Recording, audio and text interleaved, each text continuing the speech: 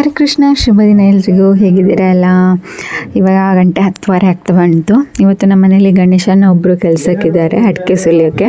ಹಾಗಾಗಿ ಅವರು ವೆಜ್ ಸ್ವಲ್ಪ ದೂರ, ನಾನ್ ವೆಜ್ ಏನಾದರೂ ತಗೊಳ್ಳೋಣ ಅಂತ ಮೀನು ತಗೊಳ್ಳೋಣ ಅಂತ ಅಂದ್ಕೊಂಡ್ವಿ. ಮೀನಿಗೆ ಎಂಥ ರೇಟು ಅಂದರೆ 10 ಮೀನಿಗೆ 200 ರೂಪಾಯಿ, ಅಂದರೆ ಕೆಜಿಗೆ 200 ರೂಪಾಯಿ. ನಾನು ಬಂಗುಡೆ ತಗೊಂಡೆ.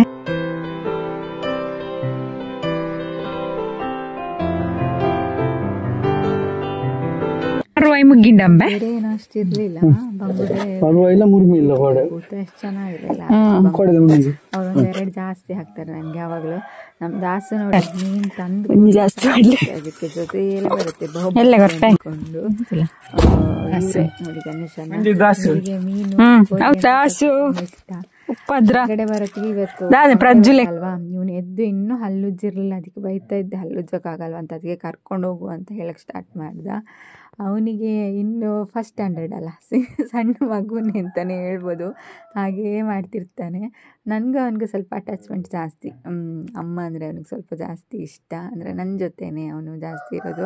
ಅಪ್ಪನ ಹತ್ರನೂ ಇರ್ತಾನೆ, ಬಟ್ ಅಪ್ಪನ ಹತ್ರ ಅಷ್ಟೊಂದು ಅಟ್ಯಾಚ್ಮೆಂಟ್ ಇಲ್ಲ. ಏನಾದರೂ ಬೇಕಿದ್ರೆ ಅಪ್ಪನೇ ಬೇಕು, ಅಂದರೆ ನನ್ನೊಟ್ಟಿಗೆ ಜಾಸ್ತಿ ಅವನಿಗೆ ಅಟ್ಯಾಚ್ಮೆಂಟು. ರಾತ್ರಿ ಮಲಗುವಾಗಲೂ ಅಷ್ಟೇ ನಾನೇ ಆಗಬೇಕು ಅವನಿಗೆ. ಹಾಗೆ ಇವತ್ತು ಕಪ್ಪ ರೊಟ್ಟಿ ಮಾಡಿದ್ದೆ. ಇವನಿಗೆ ಕಪ್ಪ ರೊಟ್ಟಿ, ನೀರು ದೋಸೆ ಈ ಥರ ಇಷ್ಟ. ನನ್ನ ಮಗಳಿಗೆ ರೈಸ್ ಐಟಮ್ ಇಷ್ಟ, ಅಂದರೆ ಆ ಥರ ಇಷ್ಟ. ಮತ್ತು ಇವನಿಗೆ ಸಾಂಬಾರೆಲ್ಲ ತುಂಬ ಕಡಿಮೆ, ಅವನಿಗೆ ಸಾರೆಲ್ಲ ತಿನ್ನೋದಿಲ್ಲ ಖಾರ ಅಂತ. ಬಟ್ ಇವಾಗ ಸ್ವಲ್ಪ ಸ್ವಲ್ಪ ಓಕೆ, ಬಟ್ ಮನಸ್ಸಾದರೆ ತಿಂತಾನೆ. ಅವನಿಗೆ ಚಿಕನ್ ಅಷ್ಟೊಂದೆಲ್ಲ ಇಷ್ಟ ಅಲ್ಲ, ನಾನ್ ವೆಜ್ಜು. ಬಟ್ ಅವನು ತಿಂತಾನೆ ಒಂದೊಂದ್ಸಲ ಮನಸ್ಸಾದರೆ ಮಾತ್ರ, ಇಲ್ಲಾಂದರೆ ಅವನು ಫುಲ್ ವೆಜ್ ಥರನೇ ಆಡ್ತಾನೆ. ನಾನು ಸ್ವಲ್ಪ ಕೆಲಸ ಆಗೋದಕ್ಕೆ ಇವರಿಗೆ ಇವತ್ತು ಡ್ರಾಯಿಂಗ್ ಎಲ್ಲ ಮಾಡ್ತಾಯಿದ್ರು. ಯಾಕಂದರೆ ಇನ್ನು ಕಸೋತ್ಸವದಲ್ಲಿ ಕೆಲವು ಪ್ರೋಗ್ರಾಮ್ಸ್ ಎಲ್ಲ ಇರುತ್ತೆ ಡ್ರಾಯಿಂಗ್ ಎಲ್ಲ ಮಾಡೋಕ್ಕೆ, ಅದಕ್ಕೆ ಇವನು ಡ್ರಾಯಿಂಗ್ ಮಾಡ್ತಾ ಇದ್ದ. ಕೃಷ್ಣನಿಗೆ ಡ್ರಾಯಿಂಗ್ ಬಿಡಿಸೋದಂದರೆ ತುಂಬ ಇಷ್ಟ. ಸ್ಕೂಲಲ್ಲಿ ಕೂಡ ರಫ್ ಬುಕ್ ಹೋಮ್ವರ್ಕಿಗಿಂತ ಅವ್ನು ಡ್ರಾಯಿಂಗೇ ಚೆನ್ನಾಗಿರುತ್ತೆ, ಅಷ್ಟು ಮಾಡಿರ್ತಾನೆ. ಇನ್ನು ಮೀನು ತೊಗೊಂಡಲ್ವಾ, ಇನ್ನು ಮೀನು ಸಾಂಬಾರು ಮಾಡೋಣ ಅಂತಲೇ ಅಂದ್ಕೊಂಡೆ, ಮೀನು ಸಾರು ಮಾಡೋಣ ಅಂತ. ಹಾಗೆ ಸ್ವಲ್ಪ ಫ್ರೈ ಮಾಡೋಣ ಅಂತ ಅಂದ್ಕೊಂಡಿದ್ದೀನಿ. 10 ಮೀನಲ್ಲಿ ಏನು ಸಾರು ಮಾಡೋದು, ಏನು ಫ್ರೈ ಮಾಡೋದು ಹೇಳಿ.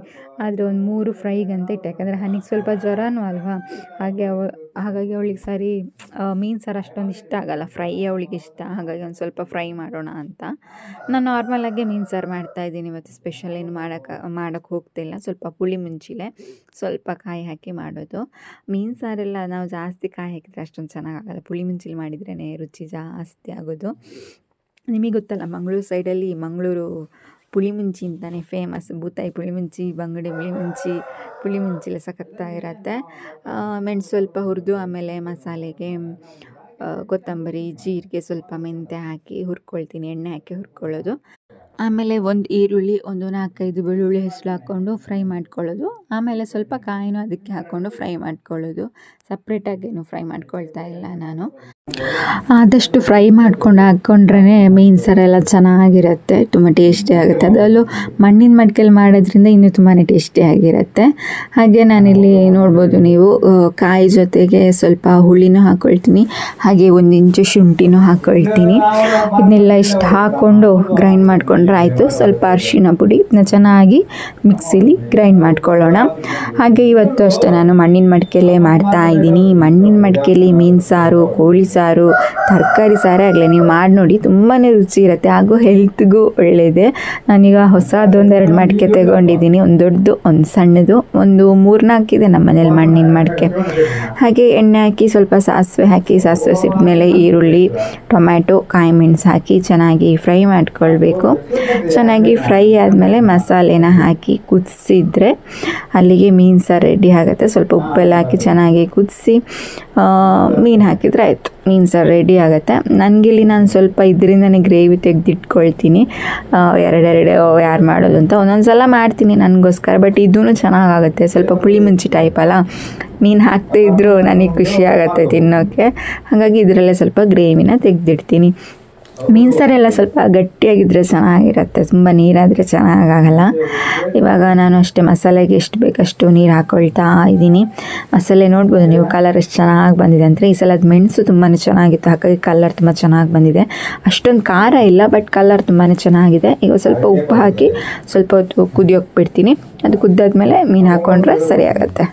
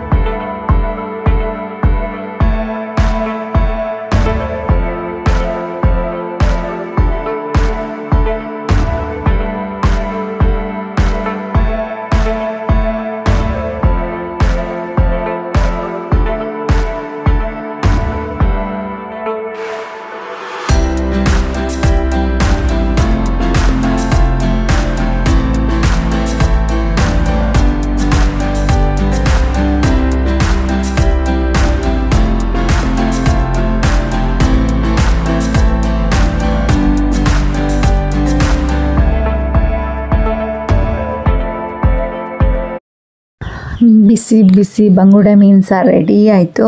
ಇನ್ನು ಮೀನು ಫ್ರೈ ಮಾಡೋಣ. ಇವತ್ತು ಸ್ವಲ್ಪ ನಾನು ಕೊತ್ತಂಬರಿ ಸೊಪ್ಪು ಪುದೀನ ಸೊಪ್ಪು ಹಾಕಿ ಮಾಡ್ತಾಯಿದ್ದೀನಿ. ಒಂದು ಸ್ವಲ್ಪ ಮೀನ ಫ್ರೈ ಮಾಡೋಣ ಅಂತ ಅಂದ್ಕೊಂಡಿದ್ದೀನಿ. ಅದಕ್ಕೆ ಇವಾಗ 3 ಹಸಿಮೆಣಸು, ಸ್ವಲ್ಪ ಕೊತ್ತಂಬರಿ ಸೊಪ್ಪು, ಒಂದು ಸ್ವಲ್ಪ ಪುದೀನ ಸೊಪ್ಪು, ಅಂದರೆ 3 ಮೀನಷ್ಟು ನಾನು ಫ್ರೈ ಮಾಡ್ತಿರೋದು ಇಷ್ಟೇ. ಇದನ್ನ ಇವಾಗ ಗ್ರೈಂಡ್ ಮಾಡ್ಕೊಳ್ಳೋಣ. ನಾನಿಲ್ಲಿ 3 ಮೀನಿಗೆ ಹಾಕಿರೋದ್ರಿಂದ ಕ್ವಾಂಟಿಟಿ ಸ್ವಲ್ಪ ಕಡಿಮೆ ತಗೊಂಡಿದ್ದೀನಿ. ನೀವು ಸ್ವಲ್ಪ ಜಾಸ್ತಿ ಫಿಶ್ ಫ್ರೈ ಮಾಡೋದಾದರೆ ಸ್ವಲ್ಪ ಜಾಸ್ತಿ ಕ್ವಾಂಟಿಟಿ ತಗೊಂಡ್ರೆ ಆಯಿತು. ಬಟ್ ಪುದೀನ ಸೊಪ್ಪು ಕಡಿಮೆ ಇರಲಿ, ಕೊತ್ತಂಬರಿ ಸೊಪ್ಪು ಜಾಸ್ತಿ ಇರಲಿ. ಇವಾಗ ನೋಡಿ ಇಷ್ಟು ನೈಸಾಗಿ ಗ್ರೈಂಡ್ ಮಾಡ್ಕೊಂಡಿದ್ದೀನಿ. ಇದಕ್ಕೆ ನಾನಿವಾಗ ಸ್ವಲ್ಪ ಉಪ್ಪು ಹಾಕ್ಕೊಳ್ತೀನಿ. ರುಚಿಗೆ ಎಷ್ಟು ಬೇಕೋ ಅಷ್ಟು ಉಪ್ಪು ಹಾಕ್ಕೊಳ್ಳೋಣ. ತುಂಬ ನೀರಾಗಿ ಗ್ರೈಂಡ್ ಮಾಡ್ಕೊಳ್ಬೇಡಿ, ಸ್ವಲ್ಪ ಗಟ್ಟಿಯಾಗಿ ಇರಲಿ, ತಿಕ್ಕಾಗೇ ಇರಲಿ ಗ್ರೇವಿ. ಓಕೆ, ಇವಾಗ ಇದಕ್ಕೆ ಸ್ವಲ್ಪ ಉಪ್ಪು ಹಾಕ್ಕೊಳ್ಳೋಣ. ಹಾಗೆ ಶುಂಠಿ ಬೆಳ್ಳುಳ್ಳಿ ಪೇಸ್ಟ್ ಹಾಕ್ಕೊಳ್ತಾ ಇದ್ದೀನಿ. ಹಾಗೆ ನೀವು ಇದಕ್ಕೆ ಎಗ್ ಬೇಕಾದರೆ ಸೇರಿಸ್ಬಹುದು, ಮೊಟ್ಟೆನೂ ಹಾಕಿ ಫ್ರೈ ಮಾಡ್ಕೊಳ್ಬೋದು, ಆವಾಗ ಅಂಟು ತುಂಬ ಚೆನ್ನಾಗಿ ಬರುತ್ತೆ. ಹಾಗೆ ಸ್ವಲ್ಪ ಅರಿಶಿಣ ಪುಡಿ ಹಾಕ್ಕೊಳ್ತಾ ಇದ್ದೀನಿ. ನಾನಿಲ್ಲಿ ಮೊಟ್ಟೆ ಬದಲಿಗೆ ಅಕ್ಕಿ ಪುಡಿ ಇದೆಯಲ್ವ, ಅದನ್ನ ಒಂದು 2ರಿಂದ 3 ಸ್ಪೂನ್ ಹಾಕ್ಕೊಳ್ತೀನಿ. ಅಕ್ಕಿ ಪುಡಿ ಹಾಕೋದ್ರಿಂದ ಸ್ವಲ್ಪ ಕ್ರಿಸ್ಪಿಯಾಗೂ ಬರುತ್ತೆ, ಚೆನ್ನಾಗಿ ಗ್ರೇವಿನೂ ಅಂಟ್ಕೊಳ್ಳುತ್ತೆ. ಹಾಗಾಗಿ ಇವಾಗ ಇದನ್ನ ಚೆನ್ನಾಗಿ ಮಿಕ್ಸ್ ಮಾಡ್ಕೊಳ್ಳೋಣ. ಹಾಗೆ ಉಪ್ಪು ಖಾರ ಎಲ್ಲ ನೋಡ್ಕೊಳ್ಳಿ, ಸ್ವಲ್ಪ ಖಾರ ಬೇಕು ಅಂತ ಅನಿಸಿದರೆ ಮೆಣಸಿನ ಪುಡಿ ಕೂಡ ನೀವು ಹಾಕ್ಕೊಳ್ಬಹುದು ಇಲ್ಲಿ. ಓಕೆ, ಇವಾಗ ಇದಕ್ಕೆ ಮೀನನ್ನ ಹಾಕ್ಕೊಂಡು ಮಿಕ್ಸ್ ಮಾಡಿಕೊಂಡ್ರೆ ಆಯಿತು. ನಾನಿಲ್ಲಿ ಮೀನು ಯಾವ ಥರ ಕಟ್ ಮಾಡಿದ್ದೀನಿ ನೋಡಬಹುದು ನೀವು, ಈ ಥರ ಸ್ಲೈಸ್ ಮಾಡಿದ್ದೀನಿ. ಇದಕ್ಕೆ ಮಸಾಲೆ ಹಾಕೋದ್ರಿಂದ ಇದರೊಳಗಡೆ ಚೆನ್ನಾಗಿ ಮಸಾಲೆ ಹಿಡಿಯುತ್ತೆ. ಹಾಗಾಗಿ 2 ಸೈಡ್ ಕೂಡ ಇದೇ ಥರ ನಾನು ಕಟ್ ಮಾಡ್ಕೊಂಡಿದ್ದೀನಿ. ನಿಮಗೆ ಯಾವ ಥರ ಬೇಕೋ ಆ ಥರ ನೀವು ಕಟ್ ಮಾಡ್ಕೊಳ್ಬಹುದು. ಇದನ್ನ ನೀವು ಬಂಗುಡೆ ಫ್ರೈಗೂ ಯೂಸ್ ಮಾಡ್ಬೋದು ಈ ಮಸಾಲೆನ. ಹಾಗೆ ಬೂತಾಯಿಗೂ ತುಂಬ ಚೆನ್ನಾಗಾಗುತ್ತೆ. ಬೂತಾಯಿ ಇದ್ದರೆ ಸ್ವಲ್ಪ ಅಡ್ಡ ಸ್ಲೈಸ್ ಕಟ್ ಮಾಡಿಕೊಂಡು ನೀವು ಮಸಾಲೆನ ಹಾಕಿದರೆ ಆಯಿತು, ತುಂಬಾ ಚೆನ್ನಾಗಾಗುತ್ತೆ. ಹಾಗೆ ಅಂಜಲ್ ಮೀನು, ಈ ಥರ ಯಾವುದೇ ಫಿಶ್ ಫ್ರೈಗೂ ಈ ಗ್ರೇವಿ ತುಂಬಾ ಚೆನ್ನಾಗಿ ಬರುತ್ತೆ. ಹಾಗೆ ಇದಕ್ಕೆ ನೀವು ನಿಂಬೆ ಹುಳಿ ಸ್ವಲ್ಪ ಹಿಂಡ್ಕೊಳ್ಳಿ ಮಸಾಲೆಗೆ ಬೇಕಿದ್ದರೆ. ನಾನು ಮೀನು ಫ್ರೈ ಆದಮೇಲೆ ಮೀನಿಗೆ ನಿಂಬೆ ಹುಳಿ ಹಿಂಡ್ಕೊಳ್ಳೋಣ ಅಂತ ಇವಾಗ ಹಿಂಡ್ಕೊಂಡಿಲ್ಲ. ನೀವು ಬೇಕಾದರೆ ಮಸಾಲೆಗೆ ನಿಂಬೆ ಹುಳಿ ಅಥವಾ ಹುಳಿ ನೀರನ್ನ ಹಿಂಡ್ಕೊಂಡು ಮಸಾಲೆಗೆ ಹಾಕ್ಕೊಂಡ್ರು ಚೆನ್ನಾಗಾಗುತ್ತೆ. ಇದೇ ಥರ ಎಲ್ಲ ಮೀನಿಗೂ ಮಸಾಲೆನ ಮಿಕ್ಸ್ ಮಾಡ್ಕೊಳ್ಳೋಣ. ಇದನ್ನ ಒಂದು ಅರ್ಧ ಗಂಟೆ ನಾವು ಅಥವಾ 1 ಗಂಟೆ ಇಟ್ಟರೆ ತುಂಬಾ ಚೆನ್ನಾಗಿಡುತ್ತೆ. ಅಥವಾ ಮಧ್ಯಾಹ್ನ ನಾವು ಮಸಾಲೆನೆಲ್ಲ ಹಾಕಿ ಸಂಜೆ ಫ್ರೈ ಮಾಡಿದರೂ ಸಖತ್ತಾಗಿ ಟೇಸ್ಟ್ ಬರುತ್ತೆ. ಬಟ್ 1 ಗಂಟೆ ಅಂತೂ ಇಡಲೇಬೇಕು. ಅಷ್ಟೊತ್ತಿಗೆ ನನ್ನ ಮಗ ತಲೆ ಕೈ ಹೊತ್ಕೊಂಡು ಕೂತ್ಕೊಂಡಿದ್ದಾನೆ. ಏನಪ್ಪ ಏನಾಯಿತು ಅಂತ ಕೇಳಿದರೆ ಅವನಿಗೆ ತಲೆ ಬಿಸಿ ಅಂತೆ, ಬರೆಯೋಕ್ಕೆ ತುಂಬ ಇದೆಯಂತೆ. ಅದಕ್ಕೆ ಇವಾಗ ಮೀನು ಫ್ರೈ ಮಾಡುವ. ನಾವು ಫಸ್ಟಿಗೆ ಎಣ್ಣೆ ಹಾಕ್ಕೊಳ್ವಾ, ತೆಂಗಿನ ಎಣ್ಣೆ ಕಾಯಿಲಿ. ಆಮೇಲೆ ಬಿಸಿ ಮೀನಲ್ಲ, ಹಸಿರು ಬಂಗುಡೆ ಮೀನನ್ನು ತವದಲ್ಲಿ ಬಿಡುವ. ಓಕೆ, ಫ್ರೈ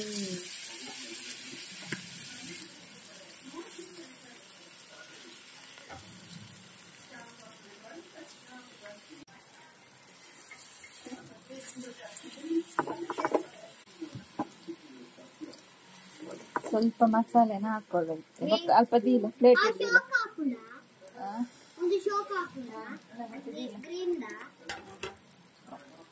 ಮಸಾಲೆ ಬೇಕಾದ್ರೆ ಹಾಕೊಳ್ಳಿ, ಮಸಾಲೆ ಉಳಿದಿದ್ರೆ ಜಾಸ್ತಿ. ಈ ಥರ ಪರಿಮಳ ಮಾತ್ರ ಸಖತ್ತಿರತ್ತೆ ಆಯ್ತಾ.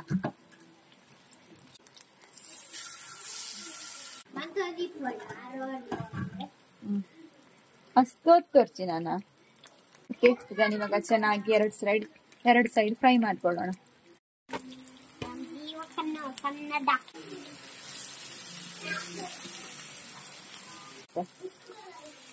ನೋಡಿ ಚೆನ್ನಾಗಿ ಮಸಾಲೆ ಹಿಡ್ಕೊಂಡಿದೆ.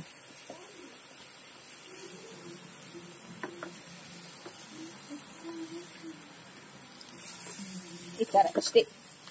ಇನ್ನೊಂದು ಸೈಡ್ ಮಸಾಲೆ ಇಟ್ಕೊಂಡ್ರೆ ಓಕೆ. ಇವಾಗ ಮೀನು ಫ್ರೈ ಆಗಿದೆ ನೋಡ್ಬೋದು ನೀವು, ಸಖತ್ತಾಗಿ ಬಂದಿದೆ. ಸ್ವಲ್ಪ ಗ್ರೇವಿ ಇದ್ದಿದ್ದು ನಾನು ಮತ್ತೆ ಹಾಕ್ತೆ ನಾನು ಮೇಲ್ಗಡೆ ಉಳಿದಿತ್ತು. ಸೊ ಅದನ್ನ ಇನ್ನೊಂದು ಸ್ವಲ್ಪ ಈ ಥರ ಮಾಡಿದರೆ ಆಯಿತು. ಖಂಡಿತ ಒಮ್ಮೆ ಟ್ರೈ ಮಾಡಿ, ತುಂಬ ಚೆನ್ನಾಗಾಗತ್ತೆ. ಬಂಗುಡೆಗಂತೂ ಸೂಪರ್ ಆಗುತ್ತೆ. ಬಂಗುಡೆ ಅಂಜಲ್ ಮೀನಿಗೆಲ್ಲ ತುಂಬ ಚೆನ್ನಾಗಾಗತ್ತೆ. ಓಕೆ, ಬಂಗುಡೆ ರೆಡಿ. ಮೀನು ಫ್ರೈ ಎಲ್ಲ ಆಗೋ ಅಷ್ಟೊತ್ತಿಗೆ ಜೋರಾಗಿ ಮಳೆ ಸ್ಟಾರ್ಟ್ ಆಯಿತು. ಈಗಂತೂ ಫುಲ್ ಮಳೆ ಬರ್ತಾನೆ ಇರುತ್ತೆ ನಮ್ಮ ಕಡೆ. ಹಾಗೆ ಇವತ್ತು ಸ್ವಲ್ಪ ತಲೆಗೆ ಸ್ನಾನ ಮಾಡೋಕ್ಕಿತ್ತು, ಎಣ್ಣೆ ಬಿಸಿ ಮಾಡಿ ಹಾಕ್ಕೊಳ್ತಾ ಇದ್ದೀನಿ. ನಾನು ಆಲ್ಮೋಸ್ಟ್ ಎಣ್ಣೆನ ಸ್ವಲ್ಪ ಹದ ಬಿಸಿ ಮಾಡಿ ತಲೆಗೆ ಹಾಕ್ಕೊಳ್ಳೋದು. ಆವಾಗ ಸ್ವಲ್ಪ ಡ್ಯಾಂಡ್ರಫ್ ಎಲ್ಲ ಇರುತ್ತೆ ನೋಡಿ, ಅದಕ್ಕೆ ಚೆನ್ನಾಗಾಗುತ್ತೆ ಸ್ವಲ್ಪ ಬಿಸಿ ಮಾಡ್ಕೊಂಡು ಎಣ್ಣೆ ಹಾಕಿದರೆ. ಕೃಷ್ಣನಿಗೆ ಮಂಡೆ ವೆಚ್ಚ ಅಂತೆ ಓದ್ಲಿಕ್ಕೆ ಉಂಟು ಅಂತ.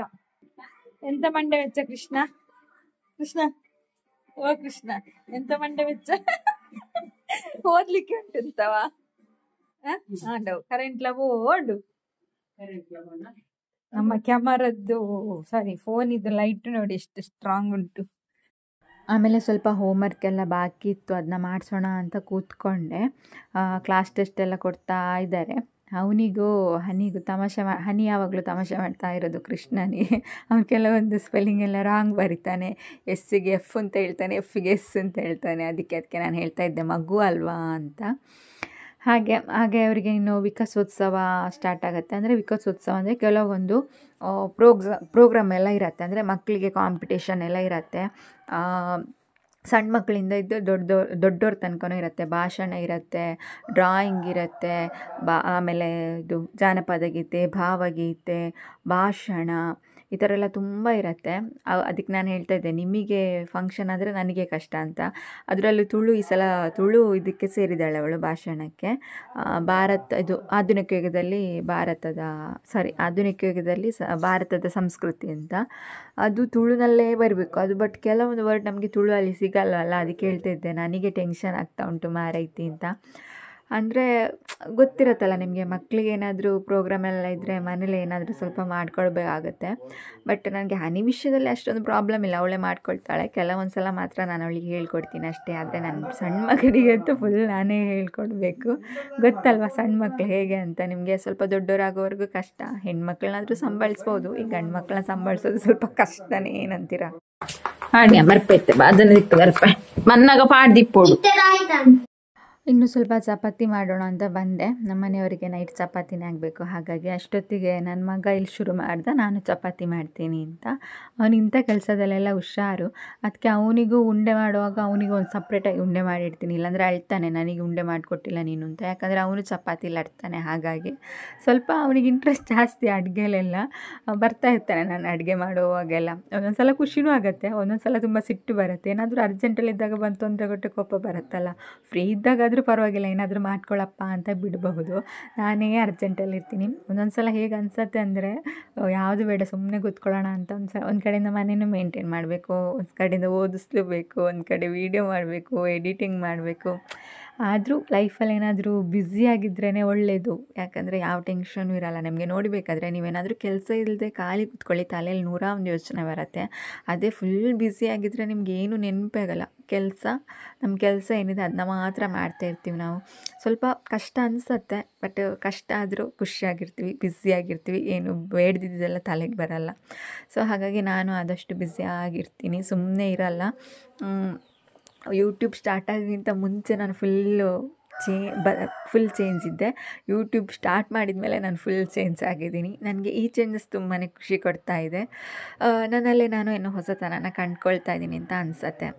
ನಾನು ಎಲ್ಲ ಹೆಣ್ಮಕ್ಳಿಗೆ ಹೇಳೋದು ಇಷ್ಟೇ, ಲೈಫಲ್ಲಿ ಏನಾದರೂ ಬೇಜಾರಾದರೆ, ನಮ್ಮ ಕೈಯಲ್ಲಿ ಏನೂ ಆಗ್ತಿಲ್ಲ ಅಂತ ಅನಿಸ್ದಾಗ ನಿಮ್ಮನ್ನ ನೀವು ಚೇಂಜ್ ಮಾಡ್ಕೊಳ್ಳಿ. ಒಳ್ಳೆ ರೀತಿಲಿ ನಿಮ್ಮನ್ನ ನೀವು ಹೇಗೆ ಖುಷಿಯಲ್ಲಿ ಇಟ್ಕೊಳ್ಬೇಕು ಅಂತ ನೀವು ತಿಳ್ಕೊಳ್ಳಿ. ನೀವು ಖುಷಿಯಾಗಿದ್ದರೆ ನಿಮ್ಮ ಸುತ್ತಮುತ್ತ ಇರೋರು ತುಂಬಾ ಖುಷಿಯಾಗಿರ್ತಾರೆ ಅಲ್ವಾ. ಸೊ ಹಾಗಾಗಿ ನೀವು ಹಾಗೆ ಮಾಡಿ ಅಂತ ನಾನೊಂದು ಸಣ್ಣ ಕಿವಿ ಮಾತು ಹೇಳೋಕೆ ಇಷ್ಟಪಡ್ತೀನಿ. ಇವಾಗ ನೋಡಿ ನನ್ನ ಚಪಾತಿ ಆಯ್ತು. ಸಣ್ಣದಾದರೂ ತುಂಬ ಚೆನ್ನಾಗಿ ಲಟ್ಸಿದ್ದಾನೆ. ಶೇಪ್ ಅಂತೂ ತುಂಬ ಚೆನ್ನಾಗಿ ಬಂದಿದೆ, ರೌಂಡಾಗಿ. ಅವನಿಗೆ ಅದೇ ಖುಷಿ ಆಗ್ತಾಯಿತ್ತು, ಚೆನ್ನಾಗಿ ಬಂದಿದೆ ಅಮ್ಮ ಚಪಾತಿ, ರೌಂಡಾಗಿ ಬಂದಿದೆ ಅಂತ. ಇನ್ನು ಅವನ ಅಕ್ಕನಿಗೆ ತೋರ್ಸೋಕೆ ಅಂತ ಕರಿತಾ ಇದ್ದ. ನೋಡು ಹನಿ ನಾನು ಚಪಾತಿ ಎಷ್ಟು ಚೆನ್ನಾಗಿ ಮಾಡಿದ್ದೀನಿ ಅಂತ. ನಾನು ಅಷ್ಟೇ ಹನಿಗೆ ತೋರಿಸ್ತಾ ಇದ್ದೆ, ನೋಡು ನಿನ್ನ ತಮ್ಮ ಎಷ್ಟು ಚೆನ್ನಾಗಿ ಚಪಾತಿ ಮಾಡಿದ್ದಾನೆ ಅಂತ. ನಮ್ಮದ್ರಲ್ಲಿ ಉಲ್ಟಾ, ಹನಿಗೆ ಅದರಲ್ಲೆಲ್ಲ ಅಷ್ಟು ಇಂಟ್ರೆಸ್ಟ್ ಇಲ್ಲ, ಇವನಿಗೆ ಇದರಲ್ಲೆಲ್ಲ ತುಂಬ ಇಂಟ್ರೆಸ್ಟ್ ಜಾಸ್ತಿ. ಅದಕ್ಕೆ ನಾನು ಹೇಳ್ತಾ ಇದ್ದೆ, ನೀನಾದರೂ ಕಲಿ ಮಾರಾಯ, ನಿನ್ನ ಹೆಂಡ್ತಿ ಬಂದಮೇಲೆ ಅವಳಿಗಾದರೂ ನೀನು ಮಾಡಿ ಹಾಕ್ಬೋದು ಅಂತ. ಇಲ್ಲಿ ಹುಡುಗರು ಒಂದು ಬೇಸಿಕ್ ಆದರೂ ಕಲಿಬೇಕು. ಮನೇಲಿ ಗಂಡ ಹೆಂಡತಿ ಇಬ್ಬರೇ ಇದ್ದಾಗ, ಹೆಂಡತಿಗೆ ಇಲ್ಲ ಅಂದಾಗ ಒಂದು ಕಪ್ ಕಾಫಿ ಮಾಡೋಕ್ಕಾದ್ರೂ ಗೊತ್ತಿರಬೇಕಲ್ಲ. ಹಾಗಾಗಿ ಅಷ್ಟೊತ್ತಿಗೆ ನಮ್ಮ ಭಾವನ ಮಗ ಬಂದ, ಪ್ರಜ್ಜು. ಅವರು ಇವತ್ತು ಇದು ಮಾಡಿದ್ರಂತೆ, ಚಿಕನ್ ಚಿಲ್ಲಿ. ಹಾಗಾಗಿ ಸ್ವಲ್ಪ ಕೊಟ್ಟು ಹೋಗೋಣ ಅಂತ ಬಂದಿದ್ದ. ಚಿಕನ್ ಚಿಲ್ಲಿ ಕೊಟ್ಟೋದ. ತುಂಬ ಚೆನ್ನಾಗಿ ಬಂದಿದ್ದೆ, ಕಲರ್ ನೋಡ್ಬೋದು ನೀವು. ನಾವಿಲ್ಲಿ ಆ ಕಡೆ ನಮ್ಮದು ಅಂದರೆ ನಮ್ಮ ಮನೇಲಾದರೂ ಸ್ಪೆಷಲ್ ಮಾಡಿದರೆ ಅವ್ರಿಗೆ ಕೊಡ್ತೀವಿ, ಅವ್ರ ಮನೇಲಾದರೂ ಸ್ಪೆಷಲ್ ಮಾಡಿದರೆ ನಮಗೆ ಕೊಡ್ತಾರೆ. ಈ ಥರ ಆಗ್ತಾನೆ ಇರುತ್ತೆ. ಅದಕ್ಕೆ ನಾನು ವನಜಕ್ಕನ ಹೋಟೆಲ್ ಅಂತ ಹೇಳೋದು. ಅಕ್ಕನ ಹೆಸರು ವನಜಕ್ಕ ಅಂತ, ಅವರಿಗೆ ಹೋಟೆಲ್ ಅಂತ ಹೇಳೋದು. ನನಗೇನಾದರೂ ಬೇಕಿದ್ರೆ ರಪ್ಪ ಅಲ್ಲಿಂದ ಹೋಗಿ ತಗೊಂಡು ಬರ್ತೀನಿ.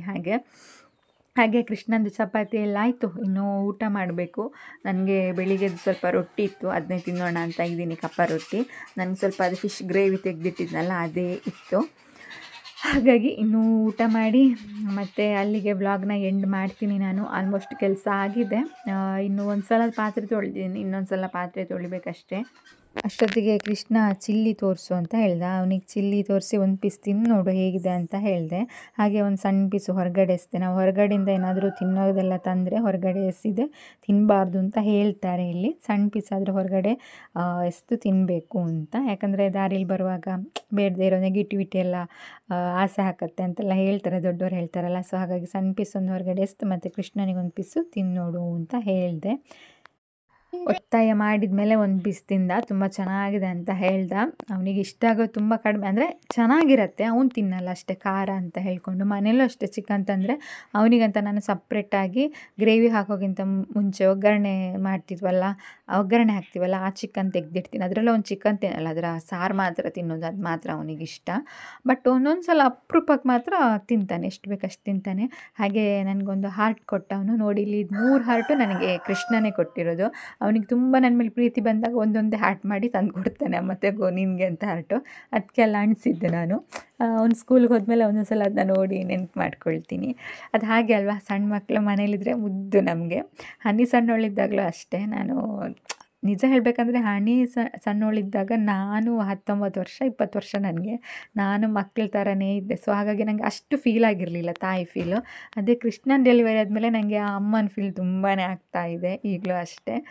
ಸೊ ಅದು ಹಾಗೆ ಅಲ್ವಾ, ಸಣ್ಣ ಏಜಲ್ಲಿ ಮದುವೆ ಆದರೆ ನಾವೇ ಸಣ್ಣ ಮಕ್ಕಳ ಥರ ಮೆಂಟಾಲಿಟಿ ಇರುತ್ತೆ, ಅಷ್ಟೊಂದೆಲ್ಲ ಗೊತ್ತಿರಲ್ಲ. ಪ್ರಜ್ಜು ಚಿಕನ್ ತಂದು ಕೊಡೋತ್ತಿಗೆ ಹನಿ ಸ್ನಾನಕ್ಕೆ ಹೋಗಿದ್ಲು. ಅದಕ್ಕೆ ಕೃಷ್ಣ ಅವಳಿಗೆ ಈ ಥರ ಚಿಕನ್ ಐಟಮ್ ಎಲ್ಲ ಅಂದರೆ ತುಂಬ ಇಷ್ಟ ಅಲ್ವಾ, ಅದಕ್ಕೆ ಅವಳನ್ನ ಕರ್ಕೊಂಡು ಬಂದು ನೋಡು ನಿಂಗೊಂದು ಸರ್ಪ್ರೈಸ್ ಇದೆ ಅಂತ ಚಿಲ್ಲಿ ತೋರಿಸ್ದೆ ಅವಳಿಗೆ. ಅದಕ್ಕೆ ನಾನು ತಮಾಷೆ ಮಾಡ್ತಿದ್ದೆ, ಇವತ್ತು ಸ್ವಲ್ಪ ಜಾಸ್ತಿ ಊಟ ಮಾಡ್ತಾಳೆ ಹನಿ, ಇವತ್ತು ಫಿಶ್ ಫ್ರೈ ಇದೆ, ಫಿಶ್ ಸಾಂಬಾರಿದೆ, ಹಾಗೆ ಚಿಕನ್ ಚಿಲ್ಲಿ ಇದೆ ಅಂತ. ಅವಳಿಗೆ ಹುಷಾರಿಲ್ಲಲ್ಲ, ಹಾಗಾಗಿ ಅಷ್ಟೊಂದು ಅವಳು ತಿನ್ನಲ್ಲ ಅಂತ ಗೊತ್ತು. ಹೇಳಿದ್ದು ನಂಗೆ ಸೇರ್ತಾ ಇಲ್ಲಮ್ಮ ಇವತ್ತು ಅಂತ. ಇಲ್ಲಾಂದರೆ ಅವಳಿಗೆ ಫಿಶ್ ಫ್ರೈ ಚಿಕನ್ ಏನಾದರೂ ಐಟಮ್ ಮಾಡಿದರೆ ಜೀವ ಅವಳಿಗೆ, ಅಷ್ಟಿಷ್ಟ. ತಮ್ಮನ ಆಪೋಸಿಟ್ ಅವಳು ಸಣ್ಣವಳಿರೋತ್ತಿಗೆ ಚಿಕನ್ ಇದು ನಾವು ಕಟ್ಟದ ಕೋಳಿ ಎಲ್ಲ ಮಾಡ್ತೀವಲ್ಲ, ಅದ್ರ ಕಾಲು ಚೆನ್ನಾಗಿ ಅಗಿತಾ ಇದ್ಲು. ಇವನು ಅವಳ ಆಪೋಸಿಟ್, ಇವನೇನು ತಿನ್ನೋದೇ ಇಲ್ಲ. ಹಾಗಾಗಿ ಈಗ ರೊಟ್ಟಿ ಜೊತೆ ಚಿಲ್ಲಿ ಹಾಕ್ಕೊಂಡು ತಿಂತಾ ಇದ್ದಾನೆ. ಅಪರೂಪಕ್ಕೆ ಅವನಿಗೆ ಚಿಲ್ಲಿ ಇಷ್ಟ ಆಗಿದೆ. ಹಾಗಾಗಿ ಇಲ್ಲಾಂದರೆ ಅವ್ನು ತಿನ್ನೋ ಮಗನೇ ಅಲ್ಲ. ನೋಡ್ಬೋದು ನೀವು, ಚಿಲ್ಲಿನೂ ಒಂದು ಕಡೆ ಒಂದು ಚಪಾತಿನೂ ಹಾಕ್ಕೊಂಡು ಅದರೊಳಗಡೆ ಹಾಕ್ಕೊಂಡು ತಿಂತಾ ಇದ್ದಾನೆ. ಮಕ್ಕಳಿಗೆಲ್ಲ ಕೊಟ್ಟಾದ್ಮೇಲೆ ನಾನು ಊಟಕ್ಕೆ ಕೂತ್ಕೊಂಡೆ. ನಾನು ಆವಾಗಲೇ ಹೇಳಿದಾಗೆ ರೊಟ್ಟಿ ತಿಂತಾ ಇದ್ದೀನಿ. ಇವನೇ ಒಂದು ಸಲ ಸಾಂಬಾರಲ್ಲಿ ಹಾಕ್ಕೊಡು, ಒಂದು ಸಲ ಚಿಕನಲ್ಲಿ ಹಾಕ್ಕೊಡು ಅಂತ ಆಟ ಮಾಡ್ತಾ ಇದ್ದ. ಮತ್ತು ಹೇಗೋ ತಿಂತಾ ಇದ್ದಾನೆ ನನ್ನ ಹತ್ರ ಒಂದೆರಡು ಬೈಸ್ಕೊಂಡು. ಓಕೆ, ಹಾಗೆ ಇವತ್ತಿನ ವ್ಲಾಗ್ ಇಷ್ಟೇ. ನಿಮಗೆ ಇವತ್ತಿನ ವ್ಲಾಗ್ ಇಷ್ಟ ಆಗುತ್ತೆ ಅಂತ ಅಂದ್ಕೊತೀನಿ. ಇಷ್ಟ ಆದರೆ ಲೈಕ್ ಮಾಡಿ, ಶೇರ್ ಮಾಡಿ, ಹಾಗೆ ಸಬ್ಸ್ಕ್ರೈಬ್ ಮಾಡಿದವರು ಸಬ್ಸ್ಕ್ರೈಬ್ ಮಾಡಿ. ಹಾಗೆ ಏನಾದರೂ ಹೇಳೋಕ್ಕಿದ್ರೆ ಕಮೆಂಟ್ ಮಾಡಿ ತಿಳಿಸಿ. ನೆಕ್ಸ್ಟ್ ವ್ಲಾಗಲ್ಲಿ ಸಿಗ್ತೀನಿ. ಅಲ್ಲಿವರೆಗೂ ಎಲ್ಲರೂ ಖುಷಿಯಾಗಿರಿ, ಎಲ್ಲರನ್ನು ಖುಷಿಯಾಗಿಟ್ಕೊಳ್ಳಿ. ಜೈ ರಾಧೆ ಕೃಷ್ಣ, ಹರೇ ಕೃಷ್ಣ, ಹರಿ ಬೋಲ್ ಎಲ್ರಿಗೂ.